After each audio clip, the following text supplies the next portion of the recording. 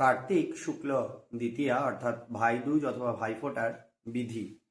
এই দিন দিদি অথবা বোন উপবাস থেকে ভগবানের কাছে পূজা করবে এবং পূজা অন্তে যে প্রসাদী চন্দন সেটি ভাই পূর্ব মুখে এবং বোন উত্তর মুখে বসে অনামিকা অথবা কনিষ্ঠ আঙ্গুলি অনুসারে যথাযোগ্য কুলাচার অনুসারে কি করবে না সেইটি ভাইয়ের কপালে তিলক করবে। তিলকের যে আমরা বাঙালি যে মন্ত্রটি আছে সেই শ্লোকটি আছে সেইটির দ্বারাও করতে পারি অথবা সংস্কৃত শ্লোকের মাধ্যমে আমরা এই ফোঁটাটি করতে পারি।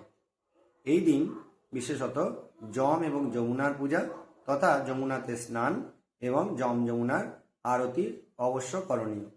ভাইফোঁটার ওঠা অন্তে কী করা হবে না ভাই নিজের বোনকে অথবা দিদিকে বস্ত্র প্রদান করবে, নবীন বস্ত্র প্রদান করবে এবং বোন বা দিদি তার ভাই এবং দাদাকে ভাই বা দাদাকে তার হাতের যে রান্না সেই রান্না করে খাওয়াবে এবং তাদের মধ্যে সুন্দর সম্পর্ক আরও সুন্দরতম হয়ে উঠবে।